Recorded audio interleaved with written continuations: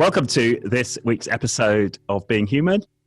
We have a return guest this week in Alex Goldfayn. He's a multiple author, award-winning author, and runs a revenue growth consulting business, the work of which is to grow other people's businesses. Alex, welcome to the show. Nice to see you, Richard. Thank you for having me on again. I would like to say that I am grateful for the opportunity. Yes, and for those just listening, have you ever seen anything cheesier? Alex is wearing a Grateful Dude t-shirt, which is wonderful, and actually features in the book, his latest book, which we'll get into, five minutes selling. Richard, I'm sorry, I have to say bye to my daughter, who's going off to her day of summer activities. So off Goodbye. She goes. And this is one of the twins. Okay, and what's her name? Her name is Bella. Bella. She can't hear you, but she can hear me. Okay. And pretty soon, I'm guessing the other twin will come rumbling in. So, okay, send Noah up, okay, honey? Okay. Sorry about bye, that. Bella. I don't know if you want to keep that or... Yeah, no, we'll keep it. Keeping it real. Right. Okay. So we talked about, why do I keep reading selling books? Why have I really enjoyed your work? I mean, it's because, and I think I will share this with many of the audience here, I hate selling, and I want to find ways to learn to love it, get better at it. So my opening question is, why do people hate selling? And how can they learn to love selling? I think that, you have a group of people who we assume hate selling. So these are people who are expert at certain, have been trained into certain specific professions, like lawyers, like accountants. You will often hear from attorneys at law firms, I didn't go to law school to sell, dude. So, thanks, but no. That's not what I do. But the truth is, Richard, most people are like you. Most sales people don't like to sell, right? Those of us who sell for a living, it's not like a natural thing to do to convince somebody to give you money for something, And then even though it's like, one of the oldest professions in the world, right? And it makes the world go around. But the truth is, the reason most of us don't like to sell is fear. It's uncomfortable. And we get rejected all the time.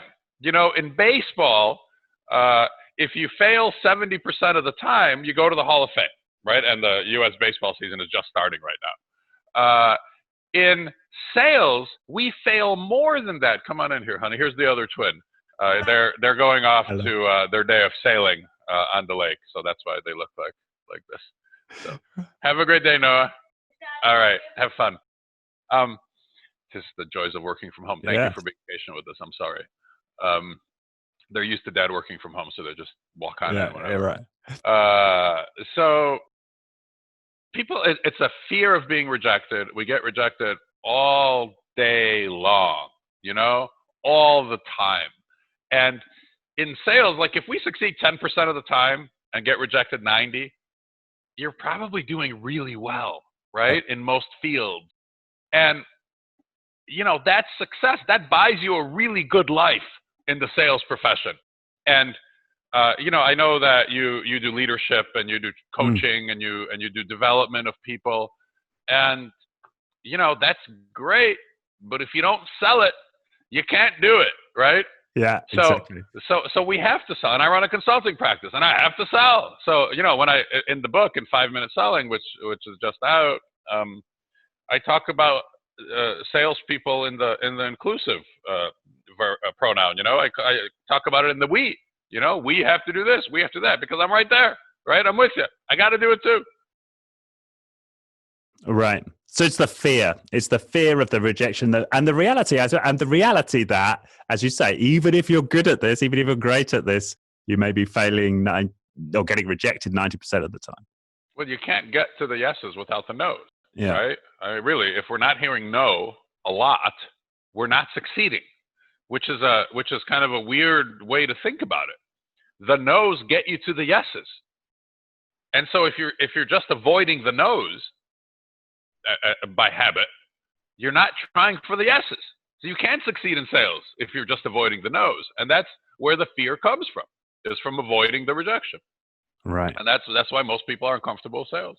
And so, let me summarize my message back to you, Richard, is not only are you not alone, you're in the great majority. You're in the 90% of sales people, of people who sell, right, who don't love selling. Yeah. And then the second part is then, well, how do we learn to love it, right? Because I think for me, for many people maybe listening, even if they're not like salespeople in title, that they may recognize that being better salespeople is going to open up more opportunity for them.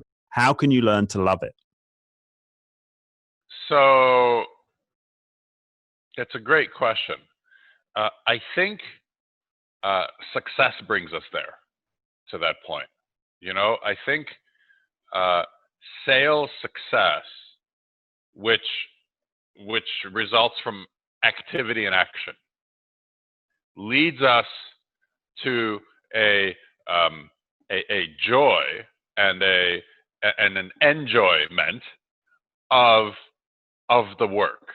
So if you're trying to sell without a lot of activity, and of course, if you don't have a lot of activity, you're not going to have a lot of success.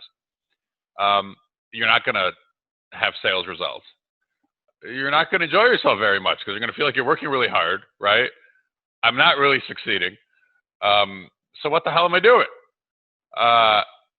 And that's the position of the great majority of salespeople, interestingly, right? Because a lot of salespeople, we become, our fear moves us to inactivity, almost to a paralysis. And fear. And in my case, it's to do anything else other than get on the phone or make the outreach call. Yeah. Avoidant behavior. It's what you just said is the definition of procrastination, right? We don't want to do what we don't like to do. So we get really, really good at avoiding it, at avoiding that work.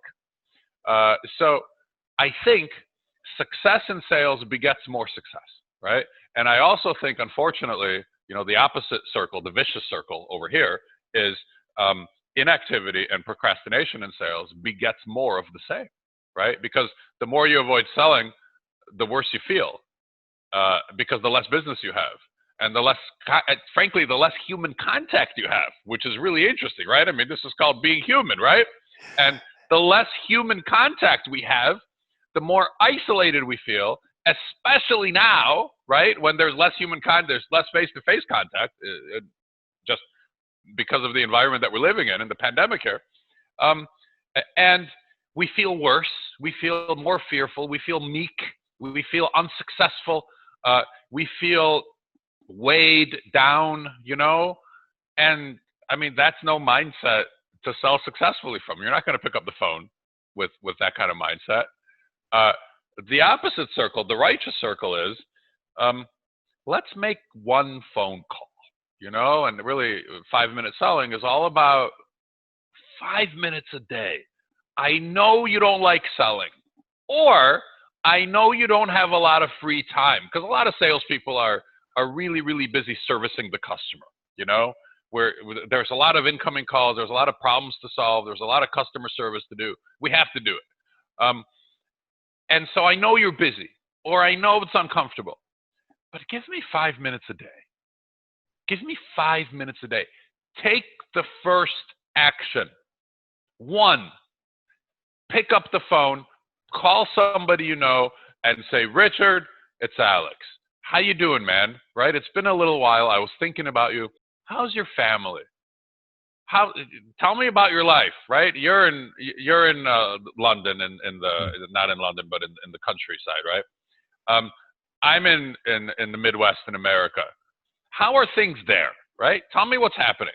How are the kids, right? What are they doing this summer? I'll tell you a little about what mine are doing, right? Mine are going off to sailing. What are you working on these days, maybe, that I can help you with? After we connect on life, we pivot to, tell me what's going on that I can help with. I'd like to help you. I enjoy our relationship. How can I help? I mean, that's the call.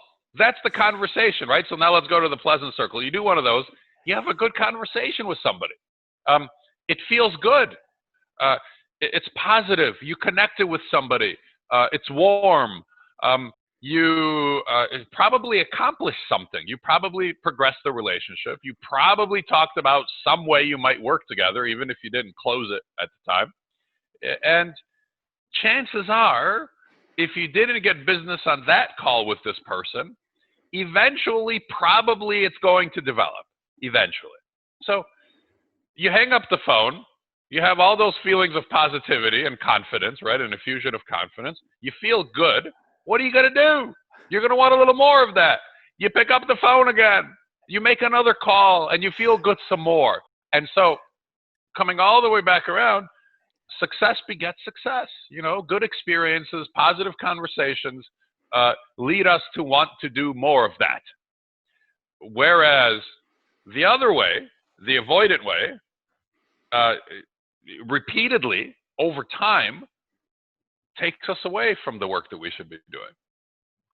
Right, right. And that's actually what I love. You know, I love about your latest book, because I've now read 3 of your books, and your advice is to take this tiny baby step. You know, just make one call a day is good. And I really appreciated that about the book, because having listened to other sales coaches, as they're all about, you know, massive action and don't have a minute of dead time in your diary. Pack every available minute with calls and meetings, and and you listen to that and you're like, it just feels like way too much of a leap. You know, from where, well, certainly from where I am. So, you know, if you call, so customers only call when something's wrong usually, right? That's when we hear from people. They have a problem, they have an issue. Conversely, most customers hear from us also when something's wrong, right? When something's on fire. Most people don't pick up the phone unless there's a terrible problem. I can't get it to you on time. I'm unavailable. The price went up. We don't have enough of what you ordered. So that's the only time people hear from salespeople usually, because most of us don't call out when nothing's wrong. We're not very good at that, right? Most of us don't do I call these proactive phone calls, right? Call a customer or prospect when nothing's wrong, right? That's what it is in the book, and for my clients as well. And so you said 1 call a day. You make 1 of those a day. You're looking at about 200 or so if we round down, right? Let's say you miss a bunch of days. You're at about 200 proactive phone calls, relationship building phone calls, warm phone calls, right? Nice connections with people where you're building a relationship. And you can have some repeats there in terms of people that you call, but that's 200 a year. That's about 200 more than most of us make, you know? Now that's 1. Let's say it gets good to you and you make 2. Now you're at 400 a year, right? So that's how hard this is. And look, I do 5 a day, 5. And I don't necessarily make 5 actual outbound phone calls a day. What I do is I send 5 emails or text messages to see if we can schedule a call every day. And I always do that before 10 o'clock because I want to be done with it, right? Mark Twain said, if you have to eat a frog, do it first thing in the morning because it's not going to taste any better later in the day. Right? That's, of course, you're French. Yeah, that's right. And he said, if you have to eat 2 frogs, eat the biggest one first. That's save the smaller one for later. 5 quick outbound communications. This literally takes me no more than 5 minutes because I'm either texting or I'm emailing. And I say, hey, I hope you're well. I'd love to catch up. How's Tuesday or Wednesday? Or what do you have this week that looks good? Or, how does your afternoon look?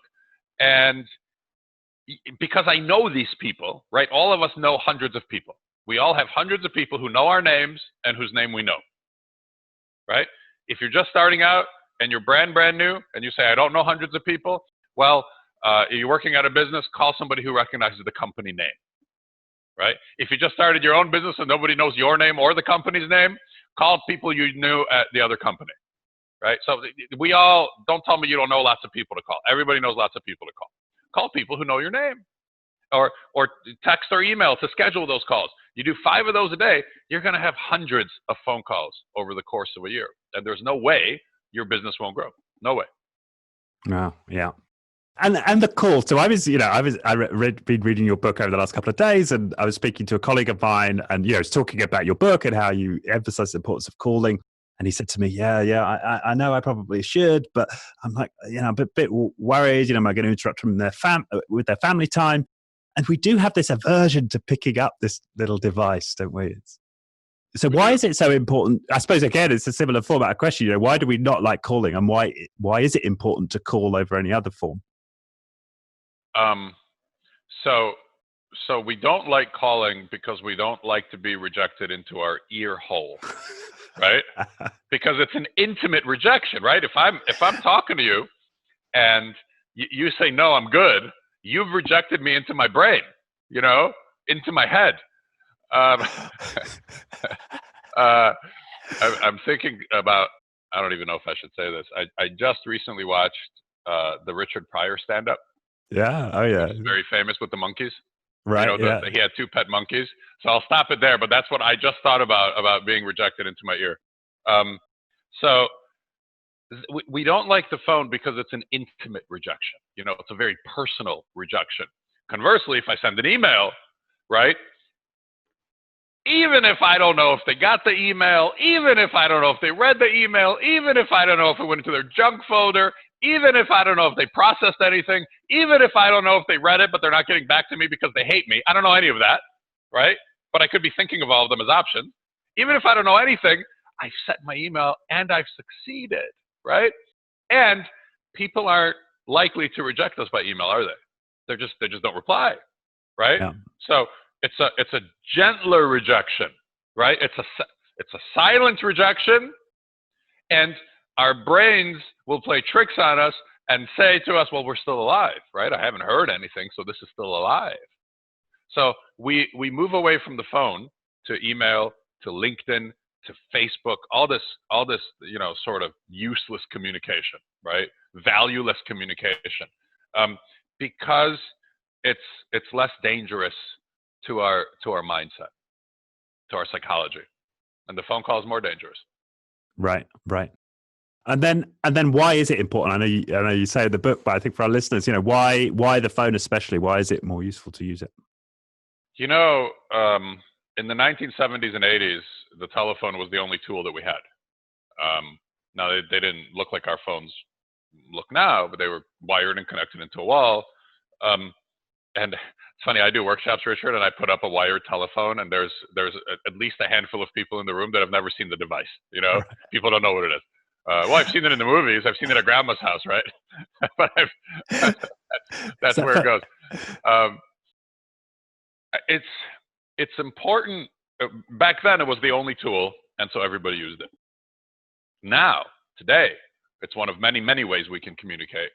And I would suggest probably 10% of all salespeople, all industries that and I've worked with thousands and thousands of salespeople, right? 10% probably use the telephone, period, right? Not well, or not the way it's supposed to be used, but period.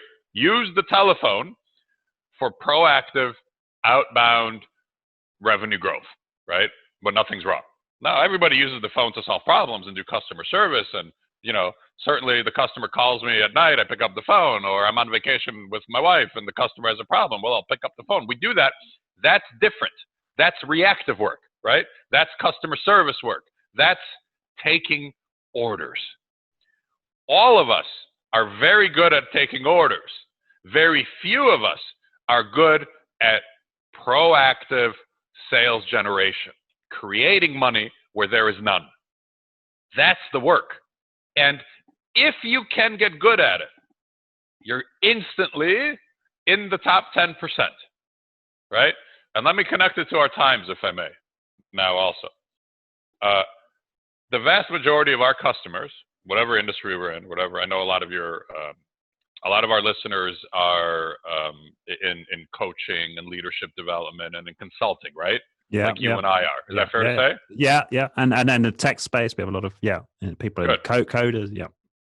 Good. So we're all, you and I and our listeners are all sort of consultants selling services, right? We could be coaches, we could be trainers, we could be leadership development, but we're in the B2B service space. Fair?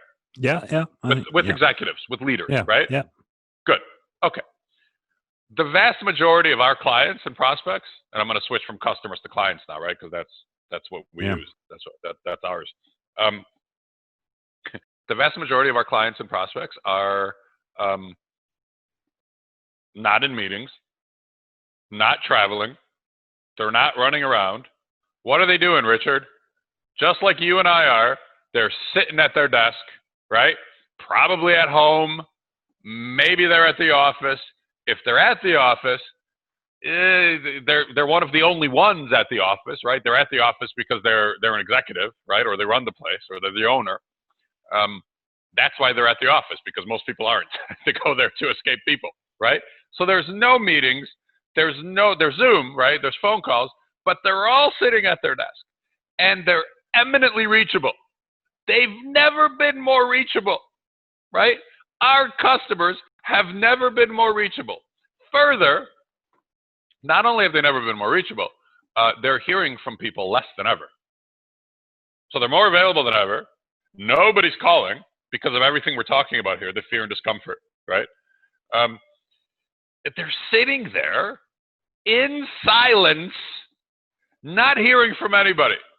And I got to tell you, many of my phone calls, many of my clients, salespeople's phone calls, because I work with groups of salespeople, sales organizations. I've probably heard this 4 dozen times over the pandemic period. When we call our clients, they will say to you some version of, well, you're the only one who cares because nobody else is calling me, right? Or your competition must not care because they're not calling me, right? He goes, it's amazing. One of my clients said, this cell phone, because this is the first time this rang today, right? And everybody's on their cell, so we need a cell phone.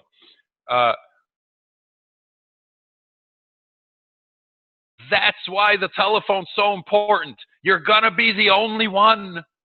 And help people through this time, they're going to remember you forever.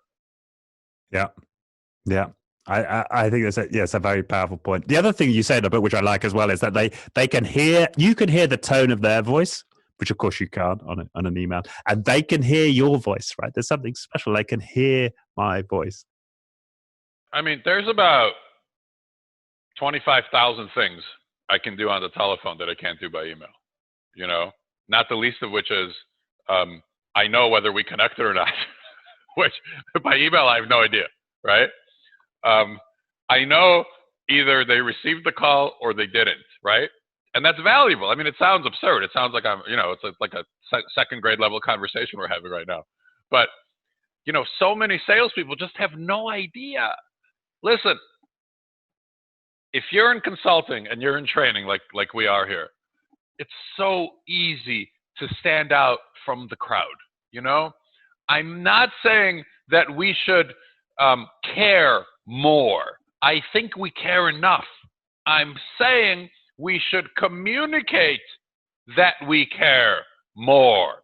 That's the work. This 5-minute selling, this new book, that's what it's all about. It's about communicating that we're interested in helping our clients. That's it. And they want that from us. The tragedy here is people want to be helped. Nobody's going to say to you, no, I don't want you to make my life easier today, right? Nobody says that. What they say is, oh my God, thank goodness for you. You're trying to help me. I don't have anybody else like this. That's what people think. And they want that from us. And they want to give us their money for it. How amazing is that? And in turn, we sit in our little fearful, stupid bubble, right? And we all go through this. I mean, I write books about it. I deal with this too. I deal with the fear of this. And we don't call them, and we don't try to help them, and they don't get what they need from us, and they don't get what they want from us, and we don't get to feed our families as a result. We don't get the money that we deserve, that our families deserve. So it's all like one big cluster. It's all one big like psychological, crap show. When if we pick up the phone and reach them and call them and try to help them, they're good, they're happy, and they pay us. So what are we doing? What are we talking about? Why have I written 4 books about this? It's not that hard, right? But even for me, I go to the phone and it's hard for me. Right. But the other thing that you're the personification, right, of this abundance mindset we talk about, and of optimism, of enthusiasm, of confidence, which you talk about, right, in the book. So that's the other question for me: is how can we get what you just personified, what you just exemplified? That, I guess, that just fulsome enthusiasm for what are you saying? Fulsome, yeah, the contribution you can make, right? I mean, how do you get to that? Interestingly, the answer to your question is the same as the answer to growing sales, is the same as everything we're talking about here. You get to it by having good conversations with your happy customers and your happy clients. So literally, the phone call is the answer to build up your mindset, to gain positivity, to become more confident, to become proactive, to become positive, to become grateful, right? To become grateful. The phone call is the answer. Connection and success. Small successes. The cool thing about 5-minute selling and the whole approach is it's a system of outbound proactive communication, business building, right? It's a system. And the successes come quickly is the good thing. And this fulsomeness, if I understand it correctly, if that's a word, I'll Google it. I think it is. Okay, good. Thanks. As long as you're kind of the decider. It's your podcast. I'm saying it is. As long as I think we see some success, because the success comes quickly. I can ask you a did you know question. Well, Richard, did you know that I can do what used to be a 6 or 12-month project? I've rolled out in the pandemic a 30-day program. That's like a rocket boost for your sales growth. A rocket boost. It's 30 days, and not 6 to 12 months, right? And it costs a lot less. And we do it remote, and it's going to take a lot less time for you to get to active, quick sales growth, right? There's my did you know question. That took me 15 seconds to say. It doesn't take too many of those to get into a conversation about it and start exploring it. And that's a success, right? Compared to procrastinating, right? And not picking up the phone, exploring a possible a consulting project, even though it's quick, it's small, it's an easy yes, my easy yes. It doesn't take too many of those tries, so success comes quickly. So that success is the way you get to that positive mindset. Right. Now let's just pause on something you said there, and it features, central to the book, this "did you know" question, and you just gave us an example. So let's just expand on that a bit for the audience. Sure. The vast majority of your clients, our listeners, I'm talking to them now, the vast majority of our clients, they don't know even, some of the things that we can do for them. They only know the thing that we talk with them about, And so we think about all of our stuff all the time. And because we're in that world all the time, we assume they also think about our stuff all the time. Well, they don't. What are they thinking about? They're thinking about their stuff, right? And so the did you know question informs our clients and prospects about various different things that we can help them with, right? Did you know that I do keynote speeches? Well, did you know that I do workshops? Well, did you know now in the pandemic, I can do a webinar series for you? Did you know I have a 30-day version of what is normally a 6 to 12-month project? These are my did you know questions. And what the research shows us, statistically, we know that 20% of those will eventually turn into a piece of business. Right. 20%. So ask 5 did you know questions, and you're bound to sell 1 over time, eventually. Not perhaps at the moment, but in time. 1 out of 5 will become new business, which means ask 50, get 10 pieces of business. And remember, it took me 15 seconds, right? So, and that was long because I was drawing out the example. And so 50 times 15, I think, is 750 seconds, which is something like, 13 minutes, right? Something like that, or 12. And so in 12 minutes, I can ask 50 did you know questions, right? But in 5 minutes, let's say, I can ask 20 did you know questions. And my 20 did you know questions, 20% of those become new line items. So in 5 minutes, eventually I'm going to get 4 pieces of business. So that's how this works. It's about systematically, again, the book is a system for selling more. If you ask one did you know question, you're probably not going to get that piece of business because you haven't asked enough, right? We said the no's bring us to the yeses, right? You haven't gone through enough no's yet to get to a yes. One, when you think about it, it's not going to do the trick. The key is to ask everybody all the time. And if you think about it, if you just do 5 minutes of did you know questions a day, that's a lot of did you know questions, right? Yeah. That'll take you to 6 times 30, 35 did you know questions in a day. That's a lot. 20% close. There are 6 pieces of business. You're welcome, right? That's it. Stop the podcast and go make some calls. Go ask some did you know questions. Yeah. Not you, the listener. No. I'm taking that.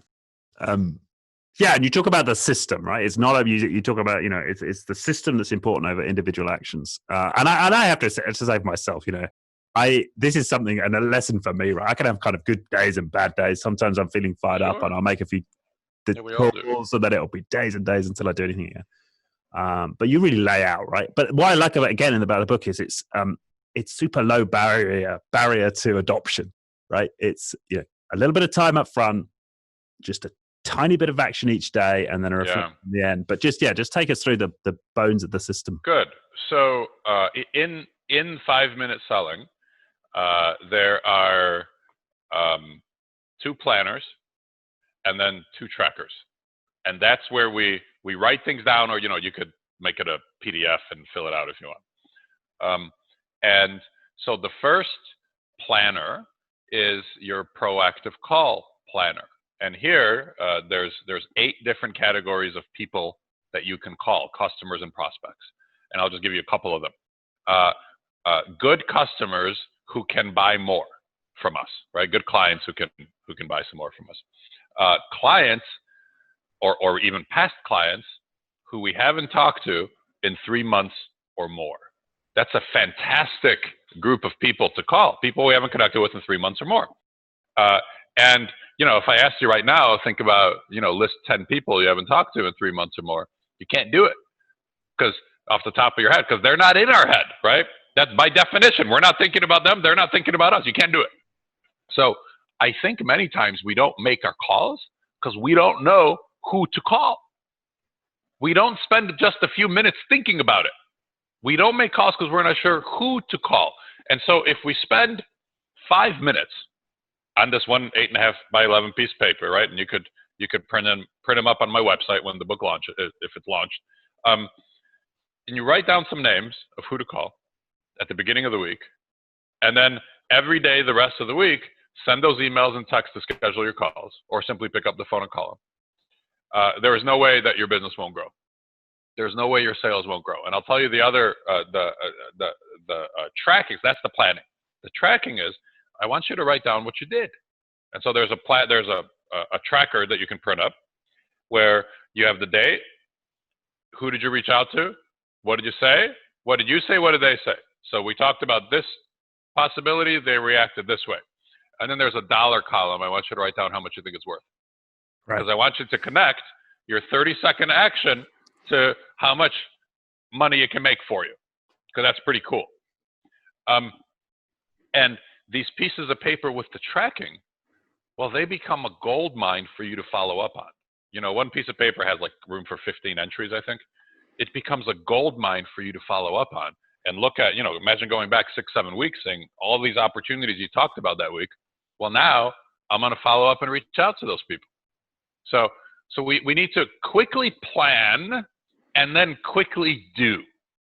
Not plan for hours and days, because planning doesn't make us any money, right? The doing makes the money. So quickly plan, quickly do, track what you did so you can follow up on it, and go. Just the whole point of the book is to get people who sell to fast action, quickly taking action, which can make a whole lot of money for us. Yeah. And I like that. And again, I like it because the time slots, I can handle the thought of spending 5 minutes on a Sunday evening doing this, right? I can handle the thought of 1 or 2 calls a day. And I'm sold on the fact that I can really see this adds up, the cumulative impact of this if you stick to it. Yeah. The book has a 2-week challenge in it where you can download these planners and these trackers, and I actually make an assignment in the book, right? Give me 5 proactive calls, give me 5 did you know questions this week, and if you give me 5 minutes a day for those 2 weeks, which is 10 business days, right? Which is 50 total minutes, 50 out of 80 hours, because it's 2 weeks, right? Give me 50 minutes out of your 80 hours. And you will see results. You will, if not new done sales, you will see a whole lot of new opportunities for potential sales. You will see a whole lot of sales progressed towards a close. 5 minutes a day, 2 weeks, 50 minutes out of 80 hours. You will see a lot of progress and a lot of good success. Right. I always think your book could be called, Selling for People Who Hate Selling. Right. Well, the subtitle is like, even if you don't have time, right? How to dramatically grow your sales, even if you don't have time. So you could switch that to how to dramatically grow sales, even if you don't like selling. Right. Funny. Yeah. Okay. And then let's actually just briefly touch on, so we talked about optimism, enthusiasm, confidence, and it's just more of these calls are going to build that. Gratitude and perseverance are the other 2 elements, aren't they? The mindset. Should we just touch on those briefly? Yeah, sure. So gratitude, study after study finds that grateful people outperform those who don't have gratitude. And, look, even if we're struggling, and a lot of us are struggling, it's a tough time. A lot of people are struggling. A lot of consultants are struggling. A lot of clients are struggling. We get to struggle, right? How lucky are we that we get to try to make it better? We could be living in a lot of countries. You live in the UK, I live in the US. We could be living in a lot of countries where struggle doesn't get us out of our problems. Struggle doesn't matter. It doesn't matter if you try in many countries in the world, right? You can't fix it in many places in the world. You and me, we could fix it, man. I was born in the Soviet Union. My parents dragged me to the U.S. when I was 2 years old. And if they didn't do that, I'd still be living there, where the average monthly government salary is $150 a month. And if I would try hard and work hard and effort and persevere, it wouldn't matter. So even when there's struggle, we get to struggle and make it better. And so, look, I'm grateful for the no's because they get me closer to the yeses. I'm grateful for the yeses because they feed my family. When I'm not feeling it, and there's days I don't want to. I'm grateful for even the possibility of having a phone next to me. I could pick it up. I could call somebody. Right? I'm grateful for trying to overcome the not feeling like it, because there's plenty of days like that. If you actively seek gratitude, I think you'll find yourself, at the end of it, more successful. You'll find yourself selling better, and I think you'll find yourself happier, frankly, right? Grateful people are happier people. Grateful and happy people outperform ungrateful and unhappy, frustrated, angry people. So, and by the way, in sales, I think the opposite of gratitude is not being ungrateful; it's being cynical. Cynicism is the opposite of gratitude in sales, and we see cynicism develop among salespeople as they spend more years in the profession. Yeah. And then perseverance, the 5th of the 5 you mentioned. Perseverance is, and I think the 5 are from the chapter on mindset, right? On mindset. Yeah. So selling boldly, the Orange Book was all about mindset, and then 5 minute selling, we get to the action and the activity very quickly. But you still have to, in sales, when we sell, it's impossible to outsell our mindset. You can't do it. You can't outsell your mindset. So that's why every work of mine that touches sales does deal with mindset. So perseverance might be the single most important quality in sales success. I think Thomas Edison said, and I think I have this right, he said, many of life's failures never know how close they are to success when they give up. So you never know when the next step is going to be the one that does it. And if you've already been rejected by somebody 8 times, a 9th rejection is literally the same. It's no worse. What's the difference between 8 or 9? I've lost nothing between the two, right? I had nothing 8 times. I have nothing 9 times. Oh, well, right? So no never means no forever. It only means not at this moment. And I've had entire years in my business. So when in normal times, I can really only bring on 1 new client a month because my projects are long and I work by myself. I work solo. But I've had entire years where every single person who started working with me had previously told me no, had rejected me. And so if I didn't persevere, I literally would have made no money that year. If I had given up at every no, right? I would have had a 0 year. And I think again, baseball starting up in the U.S., so I'm thinking about sports. And I know aren't they doing football in Britain right now? Yeah, we've started with the soccer. Yeah. Thank you. See, I said football and you said soccer, so thanks for putting it that way for me. On every team, there is an athlete who is less fast and less strong and less athletic and less naturally gifted, outperforming his or her teammates who are more strong, more fast, more gifted naturally, outperforming them. And the reason that happens is perseverance. They outwork them. They've had to work harder their whole lives, right? Because they're not naturally gifted. Whereas the naturally gifted people, they don't have to work as hard their whole lives. And so one figures out hard work, the one who perseveres, and the other doesn't. And so every team has players like that. In America and U.S. football, it's Tom Brady. The quarterback of what now, no longer the New England Patriots, but 6-time Super Bowl champion, for God's sake. 6-3 in Super Bowls in his career. 6-3. My Bears have only been to 1. My Chicago Bears have been to 1 Super Bowl. This dude's 6-3, right? And he probably has one of the weakest arms in the NFL. He's probably the slowest dude in the NFL. He's also 41 or 42 years old, for goodness sake, in a league where the average age is 23.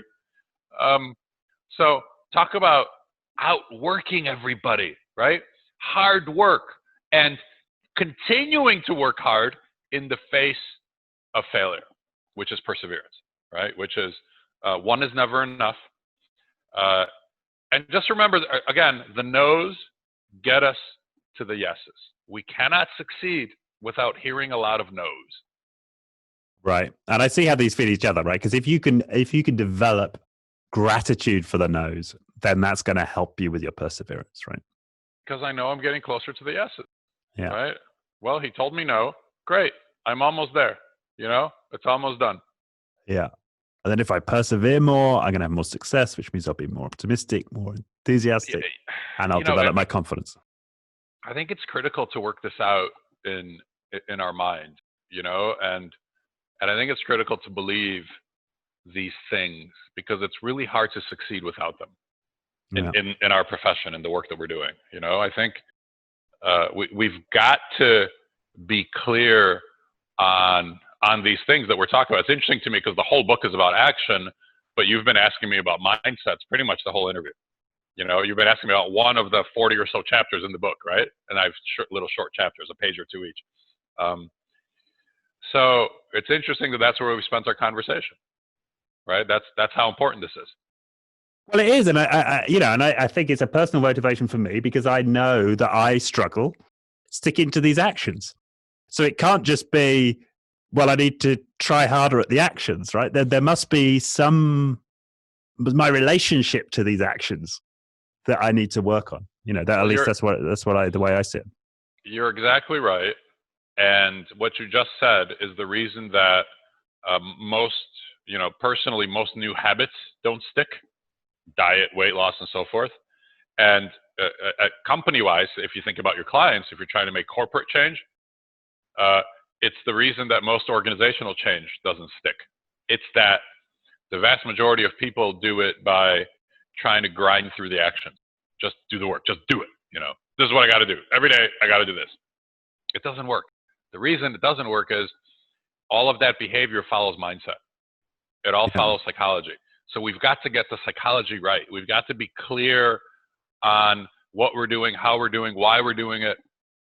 And once the psychology is right, once you have, the perseverance piece understood, the gratitude piece understood, all of that stuff becomes easier to do. So when I work with my clients, we probably spend 60 or 70% of the time when I'm teaching this on mindset, on the emotional piece, because the actual things to do, they already know all of those. If you're in sales, you know how to make a phone call, for God's sake. You know what to do. But it's the mindset. We've got to get the mindset right, and then it's easier to do the work over time, right? And that's why I'm trying to go out of 5-minute selling. It has to feel like it's so simple and so easy and so fast that how can I not do it? And so I need people to take a step. I need one step, and then you'll feel a little positivity and success, and then you'll take another step. So literally with this book, I'm trying to take your foot, and I'm trying to put my hands around your ankle, and I'm trying to lift it for you and move it a step. That's what I'm trying to do. Right, and that's what I think is so powerful, because I think it's this marriage of the right mindset and a viable first action, like a viable first step. And I think for so many selling books, that the first step is just not viable for some people. It's just too much of a leap. It induces too much anxiety. And so this is brilliant. I've heard people talk about, if you want to get into meditation, if you can meditate for 3 seconds, if you could just stop, yeah, you've started. Yeah. Start with 1 second a day. Yeah. Right? If that's all you manage, you've started a meditation habit. So like, I think you're saying something. If you one call a day, right, you've started a sales habit. That's right. You've started a proactive selling habit. Yeah. Yeah. Awesome. Well, thank you so much. And so for people, and so when we release this podcast, the book should be out, so they'll be able to find it on Amazon. Yeah, everywhere. It's published by Wiley, so it'll be anywhere you can buy a book. And I'd be grateful if you read it, and I'd sure as heck be grateful to hear from you if you're listening to this. And just my email's all over the place. It's in the book. It's all over my website. Let me know how it's going for you. I'd love to hear your progress, and I'll do my best to reply to all of them. Excellent. And there's a website associated where you can download the trackers. Yeah, if you go to my website, goldfayn.com, is my last name. So Goldf like Frank, AYN like Nancy, doesn't quite roll off the tongue. Goldfayn.com is my website. If you go there, you'll see a link to the book, big and yellow and bright. And you can download the planners and the trackers that we talk about there. And, in the book, it tells you exactly how to do that as well. Yeah, excellent.